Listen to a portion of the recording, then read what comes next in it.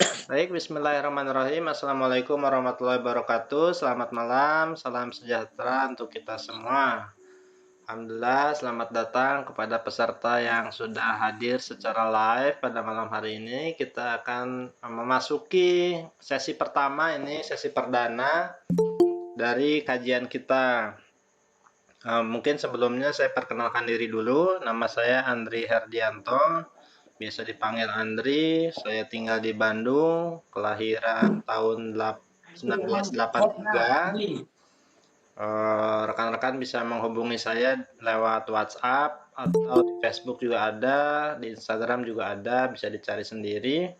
Kemudian kegiatan selain pembelajar, senang belajar, begitu senang berbagi juga, pegiat filsafat juga, kemudian kalau kegiatan sehari-hari wirausaha dan freelance gitu. Nah, kemudian itu sedikit perkenalan dari saya. Nanti mungkin di sesi ramah tamah kita bisa lebih mengenal lagi satu sama lain. Saya juga ingin mengenal rekan-rekan di sini yang hadir siapa saja, dari mana saya. Tadi beberapa sudah ada yang mengungkapkan asal muasalnya, ada yang dari Majene, dari Sulawesi Tengah, dari Palu, Sulbar, Papua, NTT, NTB. Jadi sangat beragam asal daerahnya begitu. Mudah-mudahan jam segini kita mulai tidak terlalu malam. Kita juga tidak akan terlalu berlama-lama begitu. Sesinya singkat-singkat, tapi kita buat setiap hari Senin sampai Jumat. Baik, mungkin saya izin mulai saja untuk share screen-nya ya, supaya tidak berlama-lama untuk topik kajian kita pada malam hari ini. Jadi kita tuntaskan dulu 6 sesi pertama ini dalam topik logika tradisional. Pertama ini kita membahas tentang pengantar logika. Jadi pengantar logika ini untuk mengantarkan apa pentingnya kita belajar logika dan kenapa ini menjadi sesi pertama kita. Oke, jadi ini kajian kita dengan topik logika tradisional, sesi pertama pengantar logika. Kita bahas dulu tentang manusia. Jadi sebenarnya apa sih yang dimaksud dengan manusia? Manusia ya kita ini ya, kita sebagai makhluk hidup yang lahir begitu saja, terlempar istilahnya ke alam dunia ini, seperti tanpa diminta kita lahir, kemudian diberi karunia kehidupan, dikasih nyawa, diberi kemampuan bernapas. Tapi apa yang membedakan manusia dari makhluk lainnya? Nah, sesungguhnya yang membedakan itu adalah esensi keberpikirannya. Manusia diberi kemampuan untuk berpikir, dibedakan dari makhluk lain. Apa itu berpikir? Nah, ini yang biasanya perlu pahami makna teknis dari berpikir. Jadi berpikir itu adalah gerak pikiran dari yang kita ketahui untuk menjawab yang tidak kita ketahui. Jadi berpikir itu adalah kita menggali informasi yang kita punya untuk menjawab ketidaktahuan kita, sehingga kita memperoleh pengetahuan baru dari data yang sudah ada, gitu. Jadi kita mengoperasikan akal atau pikiran kita untuk menjawab ketidaktahuan kita yang tadinya tidak tahu menjadi tahu dengan proses berpikir ini. Nah, untuk berjalannya berpikir ini kita memerlukan hukum-hukum berpikir yang disebut dengan logika. Disinilah pentingnya logika. Logika adalah aturan-aturan atau hukum-hukum yang mengatur jalan berpikir manusia agar terhindar dari kesalahan berpikir. Nah, jadi logika itu adalah ilmu alat, bisa dikatakan ilmu alat bagi ilmu lainnya. Jadi dia adalah semacam perantara. Ilmu fisika perlu kepada logika, ilmu matematika perlu kepada logika.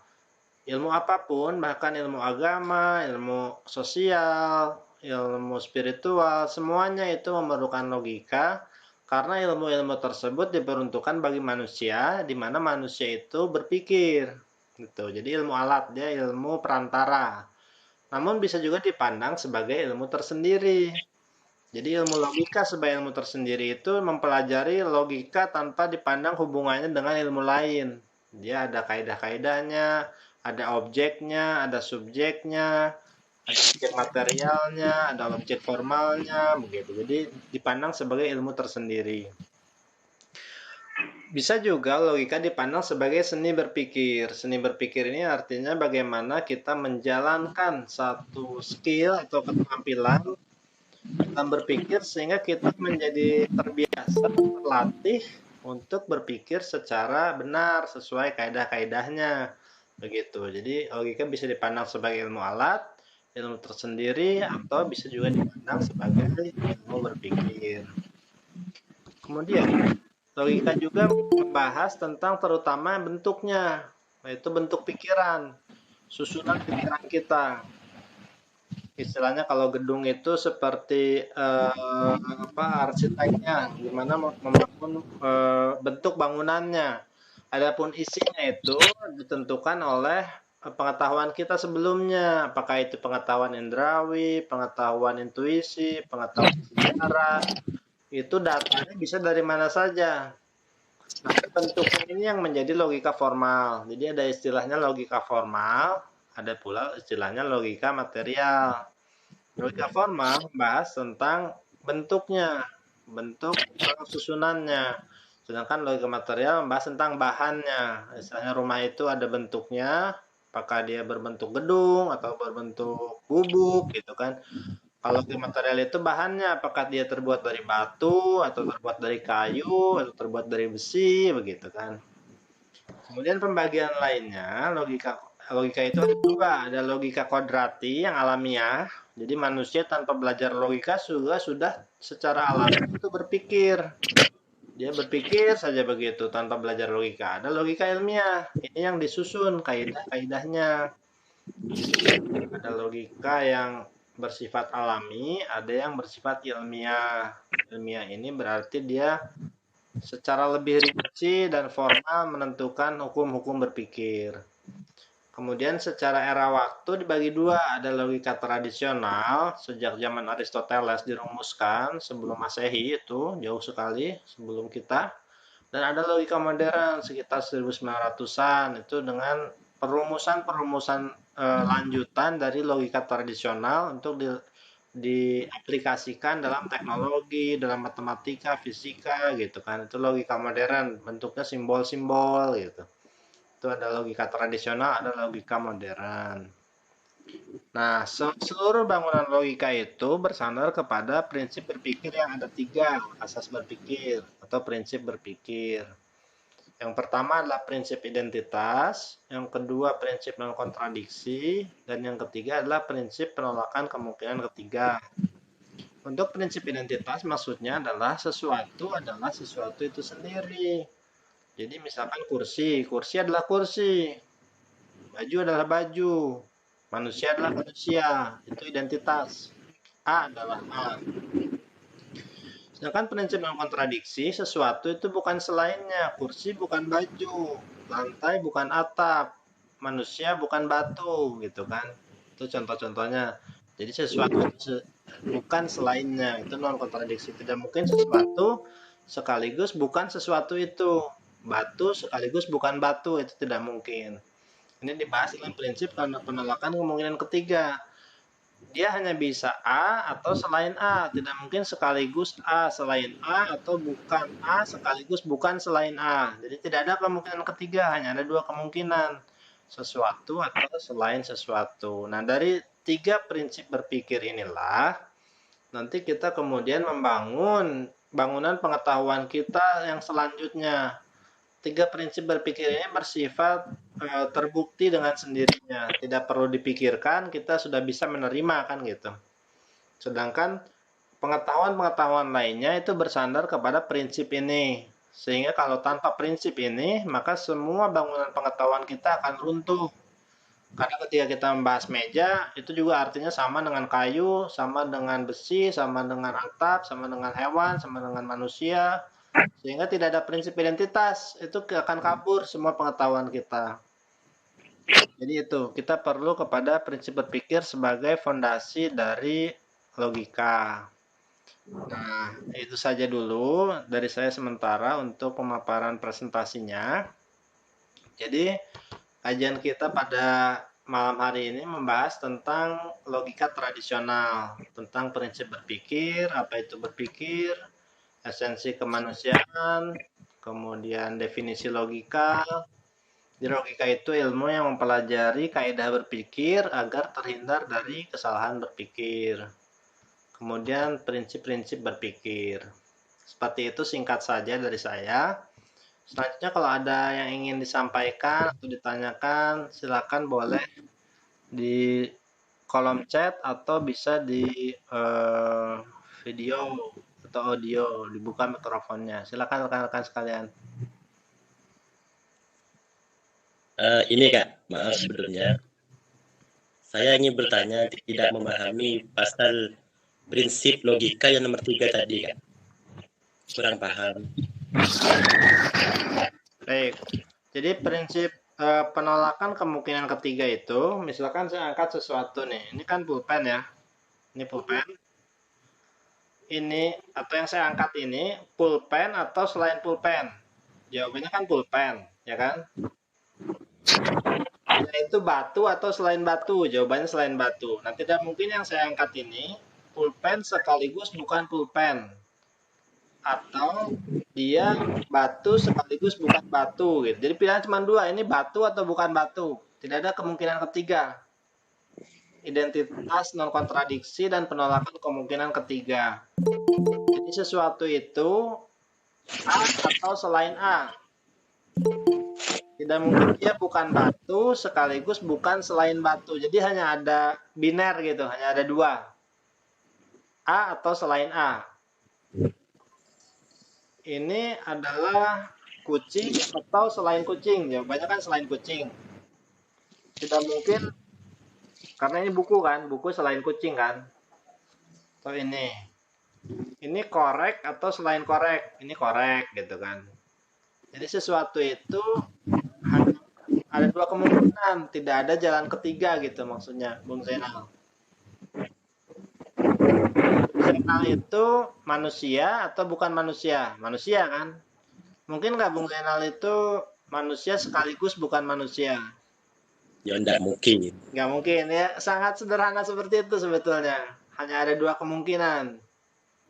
Jawabannya itu begitu. Batu. Nah, dari manfaat dari dua kemungkinan itu, ketika saya membuktikan bahwa Bung Zainal itu adalah manusia, maka Bung Zainal bukan manusia pasti salah gitu. Atau ketika saya membuktikan Bung Zainal ini pokoknya kebalikannya dibuktikan, maka kebalikannya jadi salah gitu. Yang ini disalahkan, maka yang ini benar.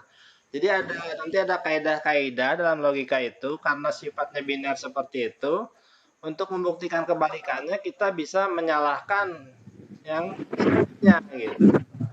Karena tidak ada kemungkinan ketiga itu. Begitu Bung Zainal. Apakah cukup dipahami atau boleh ditambahkan? Silakan.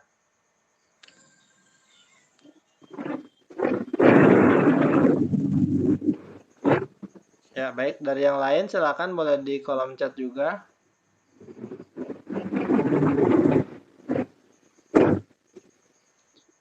Evi Wahyuni apakah ingin menyampaikan sesuatu? Silakan, sudah open mic.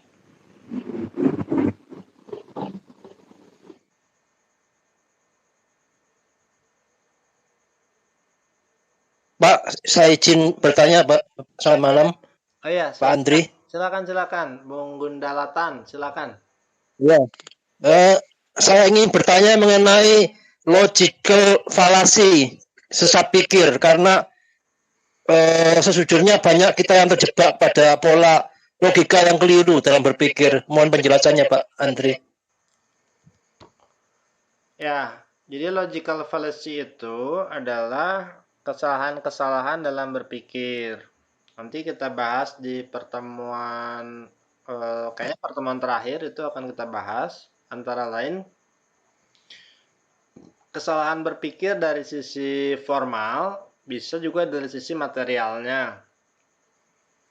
Misalkan karena kita suka tidak suka, appeal to believe, karena kita sudah meyakini sesuatu, jadi kita lebih mudah untuk mengamini atau mengiyakan sesuatu yang sudah jadi keyakinan kita. Itu contoh kesalahan berpikir. Jadi dalam logical fallacy itu kita membenarkan sesuatu tanpa kita menelusuri lagi benar salahnya. Bisa juga karena ketokohan. Misalkan kita mempercayai sesuatu karena disebutkan atau disampaikan oleh tokoh tertentu. Baik itu tokoh agama, tokoh politik, atau karena unsur persaudaraan, atau karena unsur satu golongan. Itu jadi kita mengamini atau mengiyakan hanya karena ketokohan.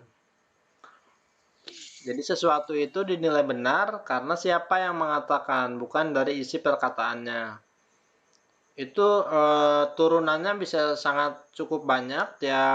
Tiap pengarang buku itu memiliki kategori-kategori yang berbeda-beda. Nah, tujuan kita mempelajari logika itu nanti untuk menghindari semua jenis kesalahan-kesalahan berpikir itu, baik dari sisi material maupun dari sisi formal. Gitu. Untuk penjelasan lebih lanjutnya nanti ya ada di sesi tersendiri kita bahas tentang logical fallacy, penggundalatan, gitu. Baik, ini ada pertanyaan di kolom chat. Sebentar saya baca dulu.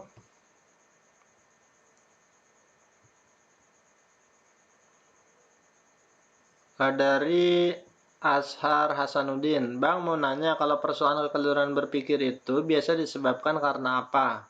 Dan apakah prinsip berpikir ini berlaku secara universal? Baik, Bung Ashar, terima kasih pertanyaannya. Untuk yang pertama, kekeliruan berpikir itu bisa disebabkan pertama karena ketidaktahuan.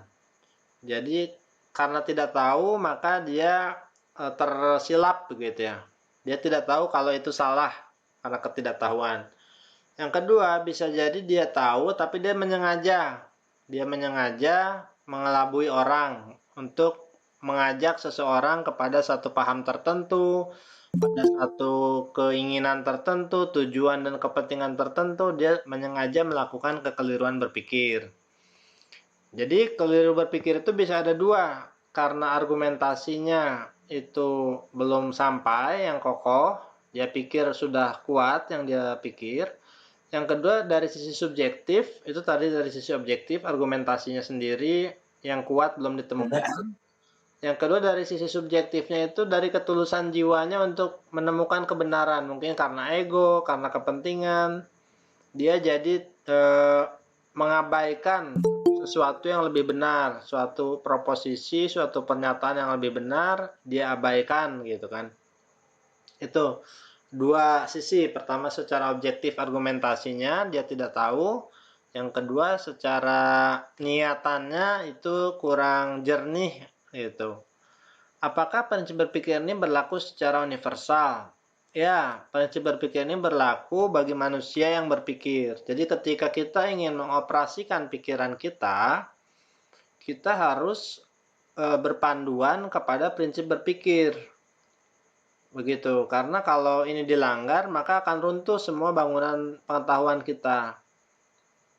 Karena ini sifatnya swabukti, terbukti dengan sendirinya. Mungkin itu tanggapan saya, Bung Ashar Hasanuddin. Kalau ada tambahan silakan sampaikan lagi di kolom chat.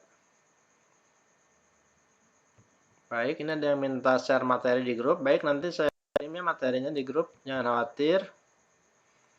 Kemudian ini pertanyaan dari pakai bahasa Mandarin. Kak, saya mau nanya bagaimana dengan kontradiksi benar dan salah dalam tindakan atau perilaku manusia yang telah menjadi norma sosial maupun hukum. Misalkan ada satu orang yang tindakannya berbeda dari masyarakat di sekitarnya, di mana menurut norma yang berlaku bahwa apa yang dilakukan seorang itu adalah salah, namun dia percaya bahwa tindakannya adalah benar. Bagaimana dalam menyikapi suatu tindakan untuk mengetahui benar dan salahnya? Baik. Jadi kalau dalam logika itu benar dan salah itu nanti ada pengertiannya, yaitu sesuainya antara pikiran dengan kenyataan. Itu kebenaran logika. Suatu pernyataan itu dikatakan benar ketika sesuai dengan kenyataannya, dikatakan salah ketika tidak sesuai dengan kenyataan. Api itu dingin, itu salah karena tidak sesuai dengan kenyataan. Es itu panas, itu salah karena tidak sesuai dengan kenyataan. Gunung itu tinggi, itu benar karena sesuai dengan kenyataan. Jadi sesuai atau tidak sesuai itu tolok ukur dari kebenaran atau kesalahan. Sedangkan dalam tindakan, itu istilah yang lebih tepat itu bukan benar salah, melainkan baik atau buruk. Suatu tindakan itu baik atau buruk, atau sesuai dan tidak sesuai dengan suatu norma tertentu.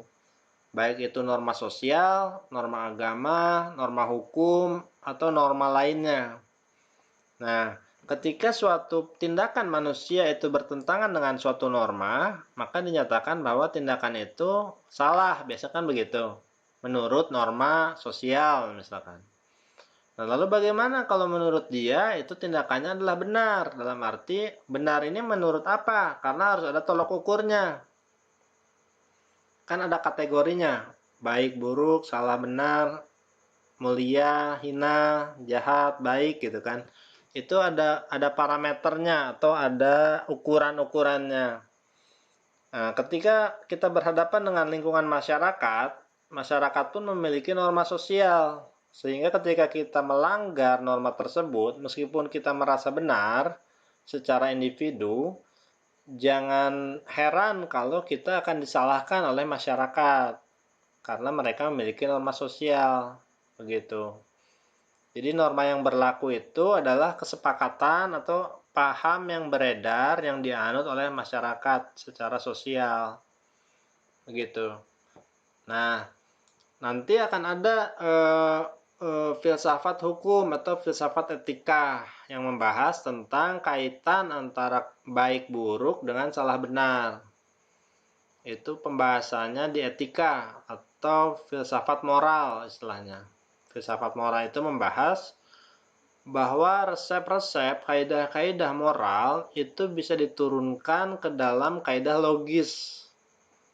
Misalkan manusia harus menggunakan pakaian yang menutupi auratnya ketika ada di ruang publik misalkan.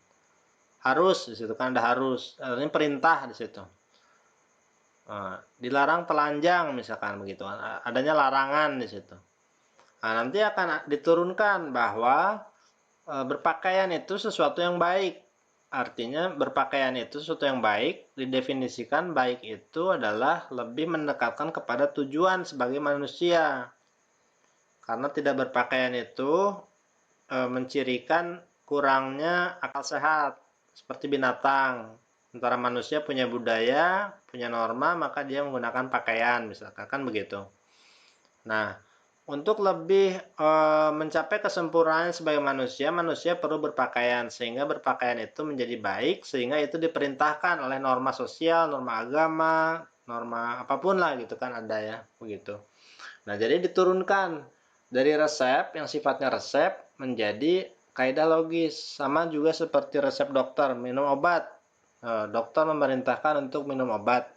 Harus minum obat. Jangan terlambat minum obat. Larangan terlambat minum obat. Nah, dari perintah dan larangan ini bisa kita turunkan bahwa minum obat akan membuat kita sembuh. Nah, minum obat akan membuat kita sembuh itu bisa dinilai secara logika benar atau salahnya. Jadi yang tadinya berupa perintah dan larangan, kita ubah susunannya menjadi benar dan salah. Jadi dari baik buruk menjadi benar salah. Dalam prinsip kausalitas sebab akibat. Bahwa dengan minum obat akan menyebabkan kesembuhan. Dengan menunda minum obat akan membuat penyakit bertambah parah. Gitu. Itu nanti ada di filsafat moral. Mungkin dalam kajian-kajian selanjutnya. Baik, berikutnya pertanyaan dari selamat malam Kak, dari Bung Agus Al-Hafi. Selamat malam, saya kurang paham di logika tradisional dan modern. Jadi kalau logika tradisional itu dirumuskan oleh Bapak logika itu adalah Aristoteles yang merumuskan kaidah-kaidah berpikir itu sejak sebelum Masehi. Sedangkan logika modern itu dirumuskan oleh belakangan tahun 1900-an. Perbedaannya adalah dia lebih rinci dan lebih teknis. Seperti logika matematika, dibuat tabel kebenaran. Jadi dengan simbol-simbol begitu. Nanti akan ada pembahasannya sendiri setelah selesai pekan ke-12 ya, kita coba masuk ke logika modern. Tapi karena logika tradisional ini lebih mendasar dan dia yang menjadi landasan untuk logika modern, jadi kita bertahap. Nanti kita bahas logika modern di waktu dan tempatnya sendiri. Begitu Bung Agus. Selanjutnya dari Nasrah Nurul Fatimah, maaf kakak, saya mau nanya bagaimana cara mengubah cara berpikir atau logika yang dari tradisional ke modern. Contohnya lah dalam kehidupan, misal di keluarga yang hidupnya dipenuhi pikiran-pikiran nenek moyang. Terima kasih. Baik. Jadi yang namanya kebenaran, ini pandangan saya. Teman-teman boleh berbeda pendapat dengan saya. Bahwa kebenaran itu sifatnya universal, dia tidak memandang ruang dan waktu. Ini kebenaran yang universal ya. Artinya dia berlaku baik di zaman dahulu kala, nenek moyang kita, di zaman sekarang maupun di zaman anak cucu kita kelak gitu kan. Itu yang namanya kebenaran. Jadi ada kebenaran yang sifatnya lintas zaman, lintas waktu. Nah, logika modern itu walaupun ditemukannya modern, dia tetap benar ketika dia benar, meskipun di zaman dahulu itu sudah benar, hanya belum dirumuskan. Di zaman ke depan pun sudah benar. Jadi pengkategorian tradisional dan modern itu hanya untuk mengklasifikasikan atau mengkategorikan, memberikan folder-foldernya gitu. Kalau ini rumusan dari logika tradisional, pengembangannya kemudian muncul logika-logika modern. Bukan berarti bertentangan satu dengan lain, melainkan kesinambungan, satu ketersambungan gitu. Nah, kaitannya dengan kehidupan di keluarga yang dipenuhi pikiran nenek moyang, itu bisa kita saring. Pikiran nenek moyang itu tidak selalu salah semuanya, juga bukan berarti benar semuanya. Kita saring mana pikiran yang benar, mana pikiran yang salah. Karena kebenaran itu bersifat lintas generasi, maka kita tidak perlu alergi dengan pikiran nenek moyang ketika itu memang benar. Namun ada juga kebenaran-kebenaran yang sifatnya praktis, pragmatis kan gitu. Apa yang berlaku pada dulu, kebenaran misalkan dulu untuk jalan ke luar kota itu perlu waktu lebih lama. Sekarang kita sudah punya teknologi baru gitu kan. Ketika kita menerapkan cara-cara lama jadi ketinggalan zaman kan gitu. Itu adalah yang terkoreksi karena munculnya kondisi-kondisi baru. Itu yang kita jaga adalah semangatnya bahwa di perjalanan itu harus berbekal dulu, harus tahu tujuan, harus mempersiapkan segala hal sesuatunya, antisipasi. Adapun cara untuk mencapai tujuan tidak mesti menggunakan cara-cara lama selama prinsipnya keselamatan, kesehatan, keamanan itu dipenuhi kan gitu. Jadi ada hal-hal yang bisa kita serap dari tradisi lama, tapi kemudian kita modifikasi bentuk-bentuknya. Prinsipnya tetap kita ambil, tapi bentuk-bentuknya kita ubah. Nah, dalam hal ini, ketika kita berhadapan dengan generasi yang lebih tua dari kita, itu diperlukan yang namanya penyamaan persepsi, di mana hal itu bisa dicapai dengan dialog atau komunikasi. Jadi kita perlu membangun komunikasi yang baik dengan keluarga kita. Kalau mereka punya katakanlah nilai-nilai yang jadul gitu, jangan sampai mereka merasa kita mengkhianati prinsip-prinsip yang luhur. Kita harus bisa menjelaskan bahwa cara yang kita pilih ini bukan berarti melanggar prinsip yang luhur, karena prinsip yang luhur itu akan benar meskipun lintas generasi. Maaf kalau saya kepanjangan, mungkin sementara itu dulu, mudah-mudahan bisa ditangkap poinnya ya. Kemudian pertanyaan dari Muhammad Yani. Kak, saya mau bertanya, apakah logika sama dengan penalaran? Jadi dalam logika itu sama dengan penalaran. Bisa dikatakan sama dalam artian bahwa bernalar ya, bernalar, reasoning, berpikir, itu adalah aktivitasnya.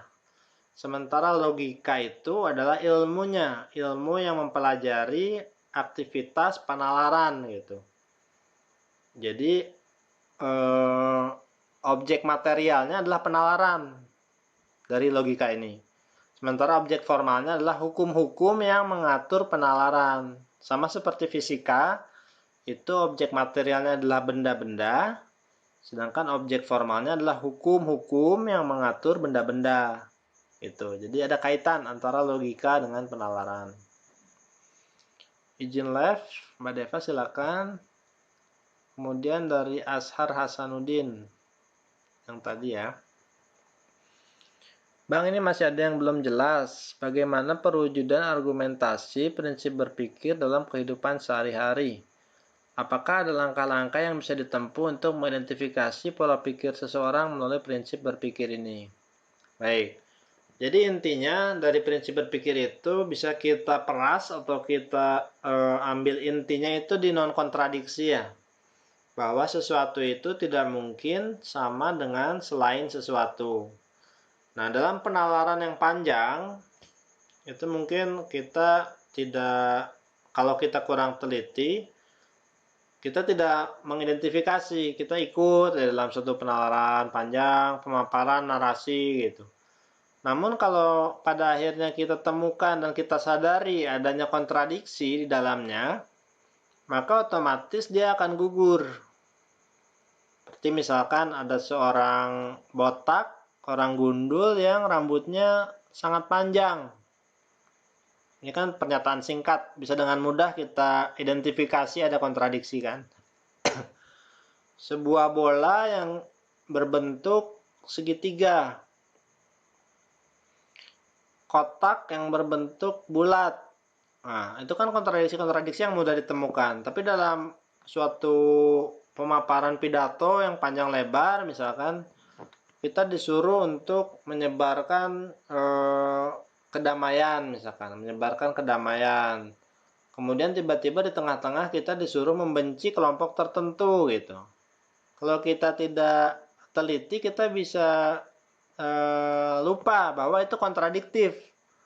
Sehingga ketika kontradiktif, otomatis secara logika itu gugur gitu.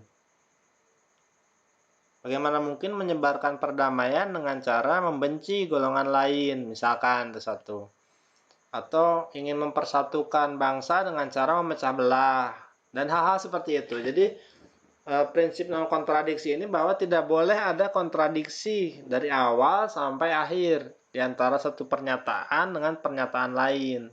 Itu maksudnya. Untuk kesehari-hariannya bisa diambil contoh seperti itu, Bung Ashar Hasanuddin. Kemudian dari Setiawati, Kak, bisakah kita memanipulasi pikiran orang lain dengan logika yang seolah-olah benar tapi ternyata salah? Misalnya semacam langit itu warnanya biru, tapi nyatanya langit itu hitam. Memanipulasi pikiran. Ya memang dari ada pelajaran-pelajaran logic fallacy itu tujuannya sesungguhnya adalah supaya kita tidak tertipu atau tidak termanipulasi pikiran kita. Namun ketika disalahgunakan, itu bisa jadi kita gunakan justru untuk manipulasi pikiran orang lain. Seolah-olah terlihat logis, padahal tidak begitu. Jadi kembali lagi kepada the man behind the gun gitu kan. Yang awalnya ilmu logika ini sesuatu untuk yang baik, tapi ketika penggunanya itu bertujuan jahat, ibarat pisau itu gunakan untuk memasak tapi bisa dipakai juga untuk menodong kan gitu. Itu kembali lagi kepada kita sebagai pengguna ilmu. Kemudian dari pertanyaan dari Tasya Prameswari, Kak, maaf mau tanya, apa ada perbedaan antara logika dan filsafat? Baik, saya tanggapi. Terima kasih pertanyaannya. Untuk logika itu lebih kepada awal atau alat. Sementara filsafat itu lebih membahas tentang realitas di luar pikiran. Jadi kalau logika itu membahas realitas dalam pikiran. Dia membahas operasi pikiran kita. Tentang kata, konsep-konsep dalam pikiran. Nanti ini digunakan sebagai awal, bekal, memasuki filsafat. Nah, di filsafat itu nanti akan membahas hukum-hukum realitas yang nyata di luar pikiran. Jadi kaitannya adalah ketika realitas itu ingin kita ungkap dan menggunakan akal, pikiran sebagai alat, maka kita perlu logika dulu. Jadi logika sebagai ilmu alat untuk membedah filsafat, begitu. Jadi kalau filsafat itu ingin mengetahui tentang realitas yang nyata, realitas hakiki. Baik, saya lanjutkan dulu. Dari Bung Bima Satriawan, salam kakak, saya mau tanya, kenapa Ibnu Salah dan Imam Nawawi menghukumi haram ketika kita belajar logika? Baik, memang ada pernyataan-pernyataan dari ulama yang menyatakan haram belajar logika. Sementara kalau kita renungkan, untuk mengambil kesimpulan halal dan haramnya sesuatu, itu berdasarkan apa kalau kita tidak berpikir? Imam Salah dan Imam Nawawi sendiri, dia menggunakan apa ketika untuk memutuskan bahwa sesuatu itu halal atau haram? Tentunya dia menggunakan pikiran, kan gitu. Dia meneliti data-data, hadis-hadis, Quran, ayat gitu kan.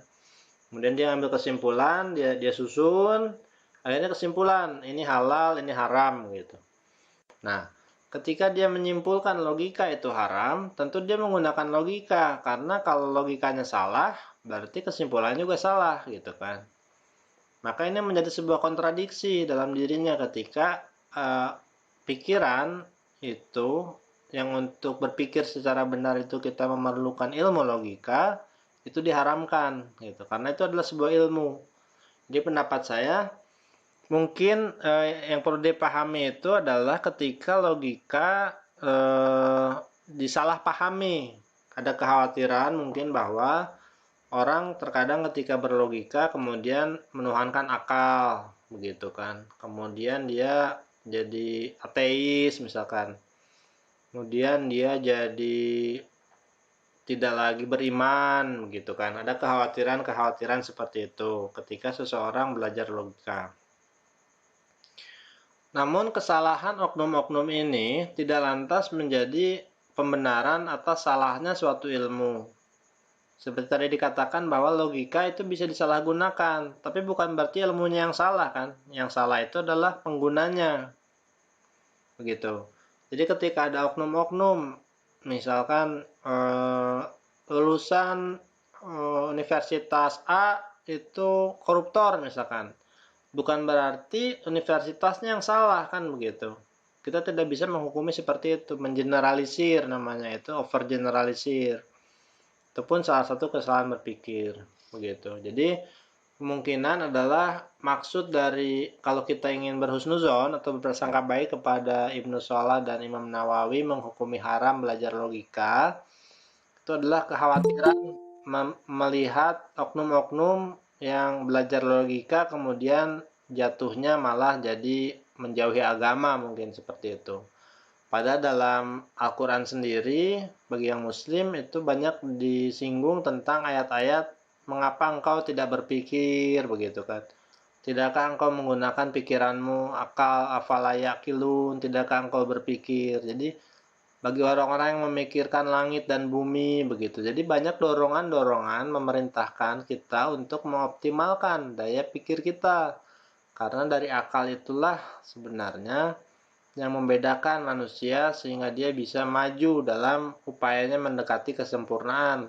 Dan kesempurnaan paling tinggi adalah Tuhan. Jadi dalam upaya taqarrub ilallah, mendekati kesempurnaan tertinggi, kita memerlukan optimalisasi daya-daya yang dikaruniakan oleh Tuhan. Kita dikasih tangan, dioptimalkan, digunakan pada tempatnya yang tepat. Dikasih badan, dikasih pikiran juga demikian. Bukan berarti kita menuhankan akal, tapi kita menempatkannya pada tempat dan porsinya. Nah, itu sedikit jawaban saya tentang dari Mas Bima. Kemudian dari Evi Wahyuni, selamat malam, izin bertanya, di sini saya masih agak bingung. Sebenarnya apa perbedaan dari pikiran dan logika? Jadi logika sebagai sebuah ilmu itu adalah dia mempelajari bagaimana pikiran bekerja, gitu. Jadi pikiran itu kan ada dua, ada pikiran yang benar, ada pikiran yang salah. Nah, logika ini memberi panduan agar kita berpikir tidak salah, gitu.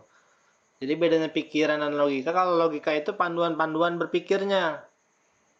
Kalau pikiran itu alat untuk berpikirnya kan gitu. Jadi itu bedanya. Kalau logika itu adalah ilmu logika ya. Itu adalah ilmu yang mempelajari cara-cara berpikir yang benar agar terhindar dari kesalahan berpikir. Nah, untuk berpikir itu kita menggunakan pikiran. Jadi pikiran ini diteliti sama si logika. Oh, kalau mikirnya begini nanti jadi salah. Berarti harus begini caranya. Dibuat rambu-rambunya supaya nggak sampai salah dalam berpikir. Nah, itu tugas dari logika. Kak mohon tanya apa batasan-batasan dari logika? Pertanyaan dari Muhammad Adi. Baik. Batasan-batasan dari logika. Jadi batasan logika itu adalah tadi untuk mencapai kebenaran, kesesuaian antara isi pikiran dengan kenyataan.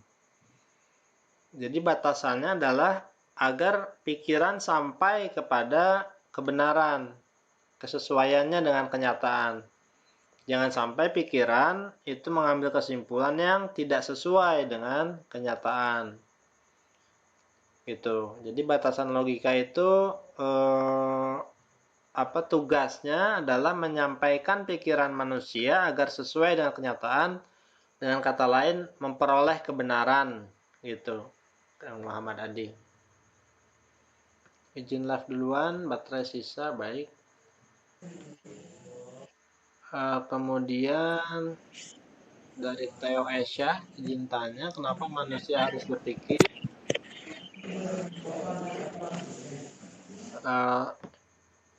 Tadi ada yang buka mic, nggak jadi ya. Baik.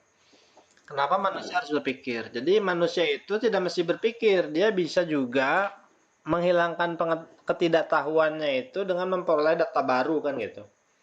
Saya ingin tahu gimana rasanya durian misalkan. Ya tinggal ambil durian, diminum, dimakan gitu kan. Dapat data baru. Ingin tahu ada apa di balik bulan, harus datang ke bulan gitu kan. Nah, tapi ada hal-hal yang itu tidak bisa dicapai dengan proses indrawi seperti itu. Hal-hal yang sifatnya rasional, harus digunakan pikiran. Nah, disitulah kita harus mengoperasikan pikiran kita. Gitu. Jadi, berpikir itu adalah berjalan dari pengetahuan untuk menjawab ketidaktahuan berdasarkan data-data yang ada. Kita susun untuk mencapai pengetahuan baru. Misalkan semua manusia pasti mati. Kemudian Andri adalah manusia. Kesimpulannya Andri pasti mati. Meskipun aku belum mati sekarang. Tapi bisa diambil kesimpulan itu. Kesimpulan tersebut kalau tanpa berpikir itu nggak bisa kita peroleh. Kecuali ketika Andrinya sudah mati kan gitu. Nah ini Andri belum mati tapi bisa kita ambil kesimpulan. Andri itu pasti akan mati. Gitu. Jadi kita dengan berpikir itu ada keunggulannya dibandingkan dengan tidak berpikir. Kita bisa memprediksi, kita bisa mengetahui lebih jauh daripada data-data indrawi. Kan pengetahuan itu ada yang indrawi, ada yang akli, ada yang intuisi.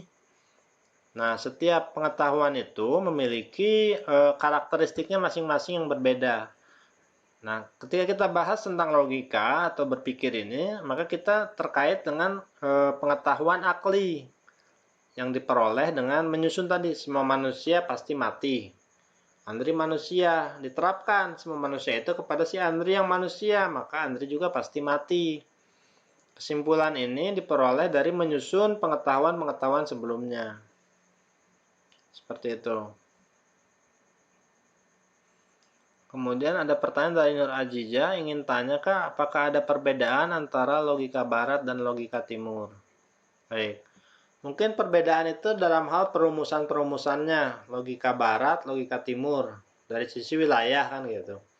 Tapi ketika kita berbicara tentang logika pikiran manusia, logika membahas tentang pikiran manusia, maka manusia yang di barat maupun yang di timur, itu tentu memiliki pikiran hukum yang sama begitu. Meskipun berbeda istilah, berbeda perumusan, berbeda bab, tata pembahasan gitu. Namun yang dibahas adalah ketepatan berpikir itu. Jadi kalaupun ada perbedaan antara logika barat dan logika timur, yang benar itu pasti sama, akan memiliki esensial yang sama. Ketika ada perbedaan, maka kita perlu teliti, mungkin berbeda sudut pandang, atau bisa jadi ada yang salah pada salah satunya, karena tidak mungkin dua hal yang berbeda secara bertentangan itu benar dua-duanya, itu nggak mungkin kan gitu. Jadi harus kita teliti. Misalkan ada perbedaan antara logika barat dan logika timur, kita teliti apakah perbedaan sudut pandang atau memang perbedaan yang prinsipil. Ketika perbedaannya prinsipil, maka kita harus teliti mana yang benar, mana yang salah gitu. Mungkin sekilas itu dulu. Karena nanti kita juga akan bahas tentang bagaimana kita pada akhirnya itu berpikir, mengoptimalkan pikiran sampai titik mana kita juga harus mengendalikan pikiran begitu. Karena pikiran ini adalah alat dan kita pemilik dari alat tersebut. Jangan sampai kita dikendalikan oleh alat yang kita miliki sehingga kita jadi stres, kita tidak bisa berhenti berpikir. Jadi sebenarnya tuannya siapa? Apakah kita sebagai tuan dan pikiran sebagai alat, atau kita diperalat oleh pikiran kita gitu. Nanti ada bahasanya di mindfulness itu ya, tentang bagaimana kita mengendalikan pikiran. Tapi itu topik tersendiri lagi. Baik, sebelum saya lanjut, saya izin dulu untuk share buku referensi yang jadi salah satu rujukan dari kajian kita. Nanti saya lanjut ke pertanyaan berikutnya ya, masih ada waktu.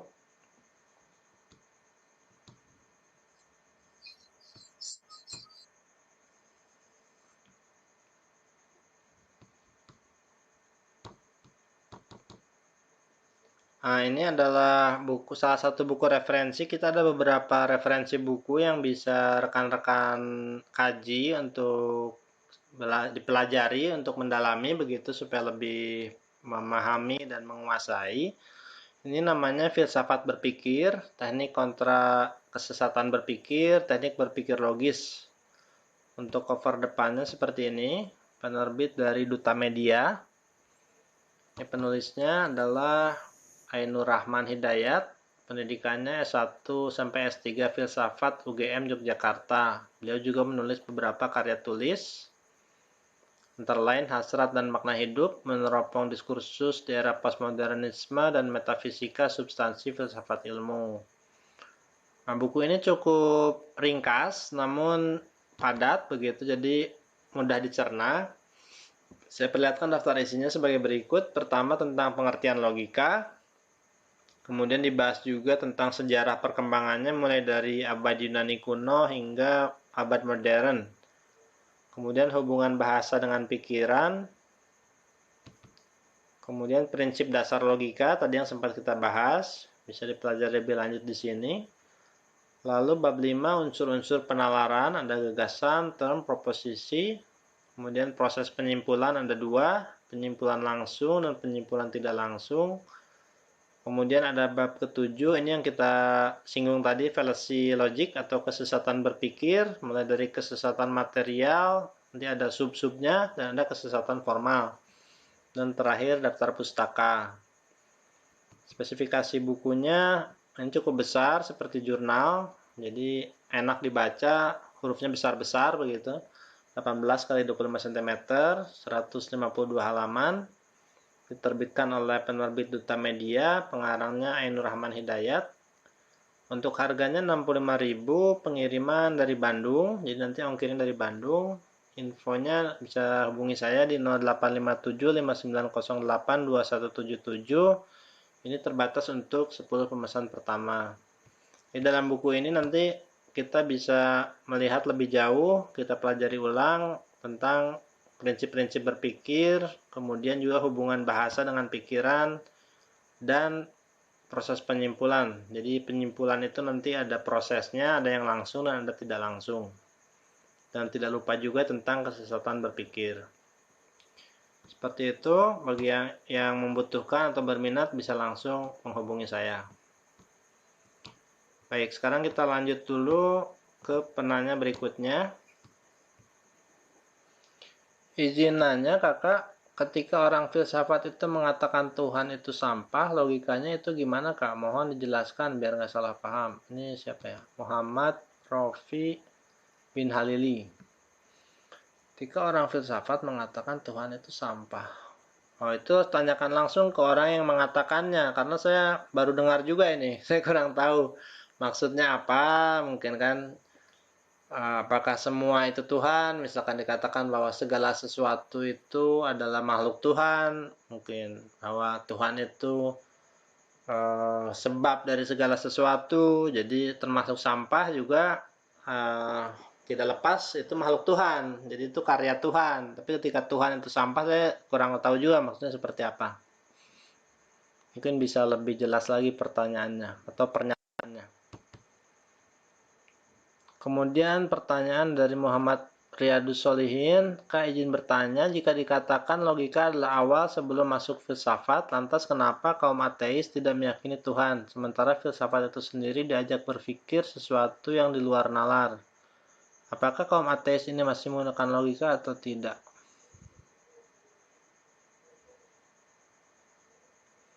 Kenapa kaum ateis tidak meyakini Tuhan? Jadi filsafat itu sebenarnya memikirkan sesuatu yang masih bisa dipikirkan. Jadi kurang tepat kalau dikatakan filsafat mengajak berpikir sesuatu yang di luar nalar begitu. Nah, jadi mungkin orang-orang yang salah berpikir itu karena yaitu mungkin benar maksud Bung Muhammad Riyadus Solihin di sini. Ketika kita tidak menguasai logika, hukum-hukum berpikir, namun masuk ke belantara filsafat, maka itu rawan kita menemukan kejanggalan-kejanggalan atau kita belum kuat cara pikirnya sehingga salah kaprah gitu. Jadi bisa jadi kesalahan-kesalahan itu karena belum menguasai logika, namun langsung memasuki belantara filsafat. Begitu. Oh ya, sebelum saya lanjutkan mungkin saya bagikan dulu link absensi presensi malam ini ya, sebentar. Supaya tidak ketinggalan presensinya.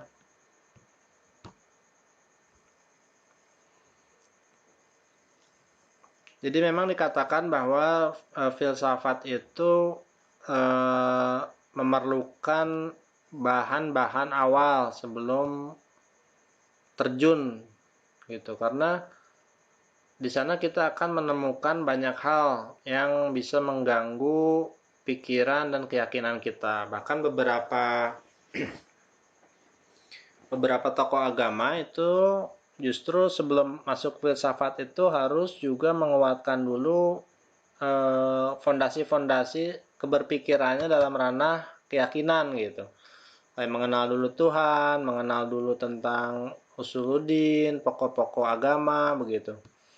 Supaya nanti ketika menemukan kontradiksi-kontradiksi dalam filsafat yang membingungkan, terkadang membingungkan begitu, itu tidak larut dalam pahaman-pahaman yang salah begitu. Nah, sebentar saya bagikan presensinya.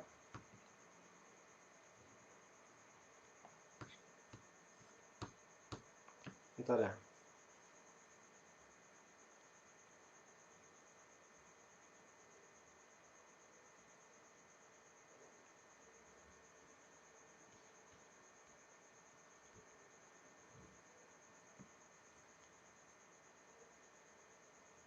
Karena kan kalau ada yang ingin sambil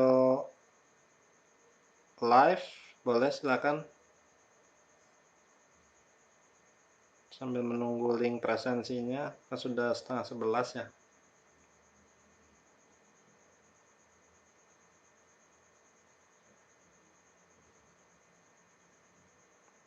Sebentar.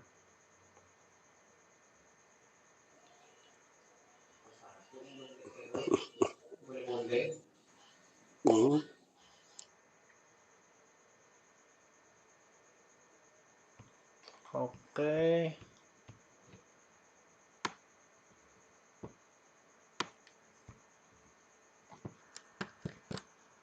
Saya bagikan di kolom Google Meet ya.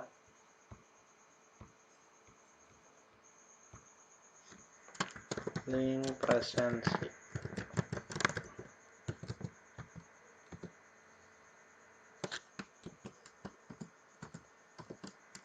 Ini tolong jangan dibagikan keluar ya.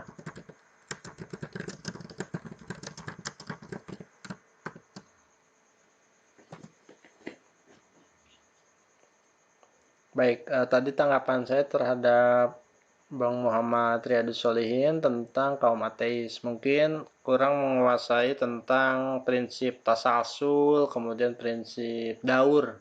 Bahwa rantai sebab akibat itu harus berujung kepada sebab awal yang paling sempurna dan tidak disebabkan lagi. Itu kan salah satu argumentasi keberadaan Tuhan. Nah, kalau itu yang dilanggar, maka itu akan bertentangan dengan prinsip logika begitu. Kemudian dari Muhammad, tadi sudah. Dari Setiawati, maksud pertanyaan saya yang tadi begini Kak, misalnya lingkungan teman saya kucing itu dianggap sebagai kotor, tukang mencuri makanan, nakal, dan suka mencakar dan sebagainya. Tapi kan sebenarnya tergantung kita memperlakukan kucing itu sendiri, dan di tengah lingkungan yang berpikir bahwa kucing bersifat seperti itu, saya berpikir lain bahwa kucing itu baik dan itu kekeliruan. Tapi misalnya, bisakah lingkunganku meyakinkanku bahwa pikiranku itu salah? Baik, jadi kalau tentang kucing, misalkan apakah kucing itu sesuatu yang berbahaya, kotor, kemudian atau sesuatu yang perlu kita sayangi atau apa, maka itu betul, tadi tergantung bagaimana kita memperlakukannya begitu. Bukan hanya kucing, tapi binatang lain pun sama halnya. Ketika kita memelihara binatang piaraan lain, meskipun bukan kucing atau ikan misalkan begitu, ketika tidak dirawat maka akan menimbulkan hal-hal yang buruk kan gitu. Jadi kembali lagi kepada, nah ketika kita ingin meyakinkan lingkungan kita bahwa yang kita yakini itu benar, maka kita tinggal memberikan argumentasinya dan memberikan bukti-bukti nyata begitu. Misalkan bahwa melihara kucing itu nggak masalah, ya udah tinggal dibuktikan aja langsung gitu. Nanti seiring berjalannya waktu orang akan melihat sendiri bahwa ternyata oh iya ya ternyata ada manfaatnya juga melihara kucing gitu. Ternyata yang ditakutkan selama ini tidak seperti yang dipikirkan begitu. Mungkin begitu tanggapan saya.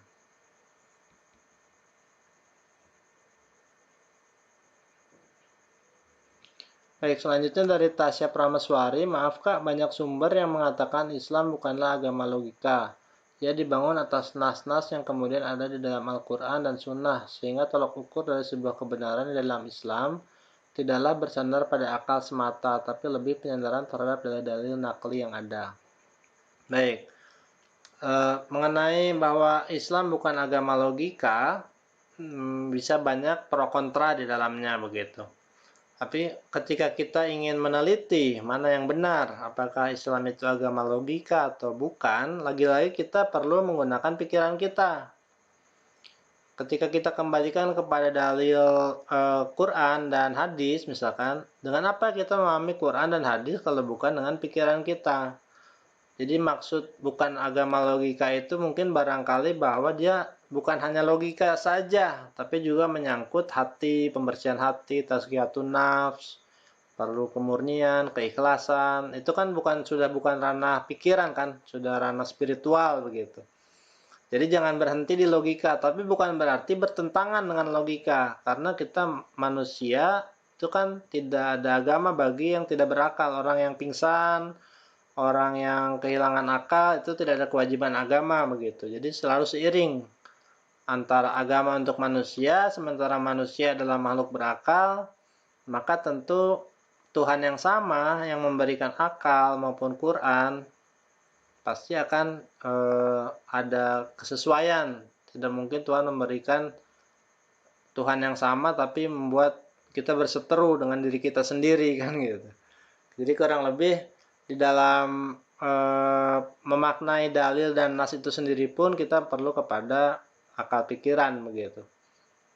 Mengenai pemahaman Islam itu tidak sesuai atau bukan agama logika, itu logikanya siapa, logika yang mana begitu.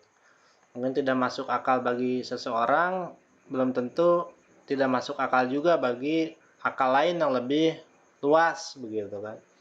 Jadi itu perlu, pro kontra itu perlu diselesaikan lagi-lagi dengan menelusuri secara dipikirkan, akhirnya perlu pikiran juga gitu. Nah kalau kita tidak pikirkan, lalu dengan alat apa lagi kita akan menelusuri kebenarannya kan begitu. Baik, sudah jam 10:30, mungkin saya cukupkan dulu. Kalau ada pertanyaan boleh disampaikan di grup ya, nanti saya buka untuk grupnya. Saya mohon maaf kalau ada kekurangan. Terima kasih kepada yang sudah hadir dari awal sampai akhir. Nanti bisa disampaikan lagi, ini pertanyaan-pertanyaan saya copy dulu ya biar tidak hilang.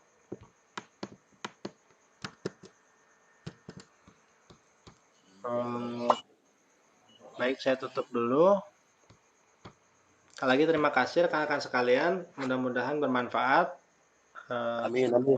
Assalamualaikum warahmatullahi wabarakatuh. Terima kasih semuanya. Waalaikumsalam warahmatullahi wabarakatuh. Terima kasih, Kak. Ya, sama-sama. Waalaikumsalam warahmatullahi wabarakatuh.